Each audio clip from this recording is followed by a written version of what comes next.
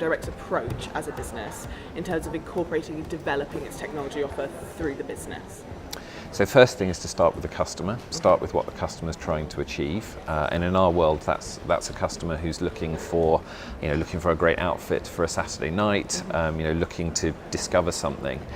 What I think we see is that online retail is doing a pretty good job now of solving for demand, where the customer's making a directed search, looking for a specific brand or a specific type of clothing or product. Where I think we see the next stage is in starting to use AI and machine learning to really help us help the serendipity, help the customer discover something they didn't even know that they wanted to discover, and that's the really exciting part of the journey.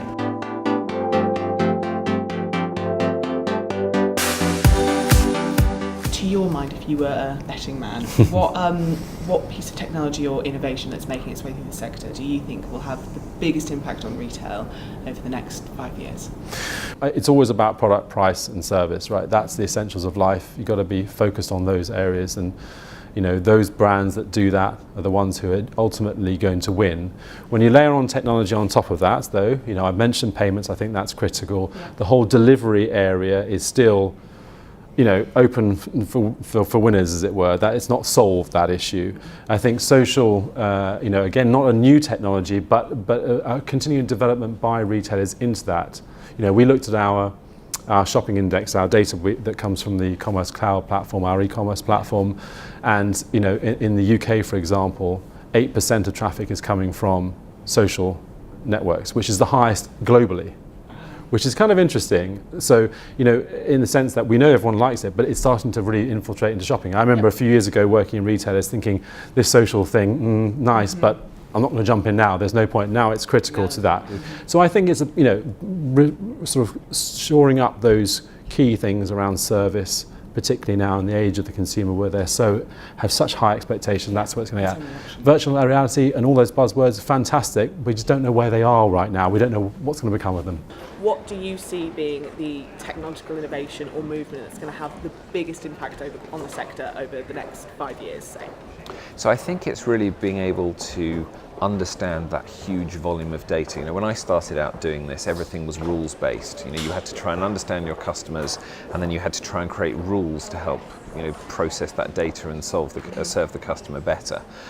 What you're able to do now is to take vast quantities of data and effectively chuck it into a machine that's going to help you understand all the patterns and trends in that data, and patterns and trends in the data that the human eye might not always be able to spot. And that's going to make a huge difference. As a retailer, that's already making a huge difference to how we serve up emails and email content. That's making a huge difference to how we personalize our website and the customer's journey. As a lender in a financial services business, that's already starting to make a difference in how we make credit decisions. So right across that retail and associated spectrum, that's going to make a huge, huge impact.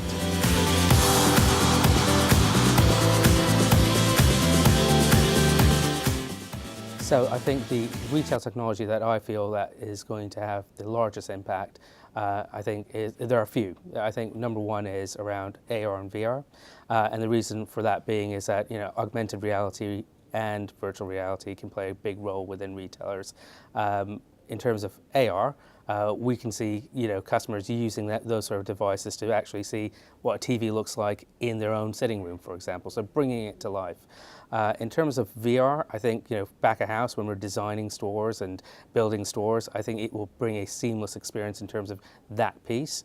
And then in terms of the other piece of technology, I think that's going to be quite, I guess, disruptive, let's put it that way, is basically artificial intelligence and things like Google Home, the Amazon Alexas, where it's all about voice control, asking something and getting a response back. And we're sort of looking at, how can we try and use those sort of technologies to incorporate it within our own customer journeys in store or even online in the home. So I think those are the key three pieces of technology that we think are going to be quite significant. What is your take on businesses, retail or beyond, who are taking the technology that is available to them at the moment and delivering a really best-in-class and innovative experience with it? Okay, so as we all know, we can't talk about retail without talking about the big one in the room, which is Amazon. It is, yeah. Sorry about that, but you know, they're kind of the amount of money that everyone spends in this country and outside these borders across Europe, you know, and into the US is so, you know, so large that you can't ignore it. And what we see for them doing is not only use the data in terms of the recommendation strategy they have, that's only one aspect of it, but they make the shopping experience so easy based on the learnings they get from all their customers are shopping with them. And I think all of us would agree that it's not exactly a particularly difficult process when you want to go and buy something from them and get it, you know, in time, you trust them and all that, and that's because they've used that data very well.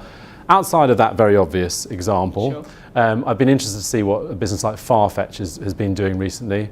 So, you know, an online sort of marketplace that has been looking at how it creates you know, value to its shoppers beyond just online by going into stores. There's I think over in East London somewhere there is a store of the future, I think they call it, and they're right behind this strategy of a single set of data objects, i.e. understanding the customer, the price and the promotion, you know, all that stuff across all their customers. That forms the center of everything, and then the channels feed off it. So that data is then shared in the store, it's shared online, and that experience becomes more consistent. So I think they're doing a good job, but it's taken them a long time to get there. And in fact, you know, our strategy here at Salesforce, just as a sort of mirror of that, is a very similar one. It's about bringing together, you know, various different technologies around a single set of data, so the single customer view, you know, put it that way, to enable, you know, retailers, you know, like Fanatics, like you know, Match, as I mentioned before, to be able to do that.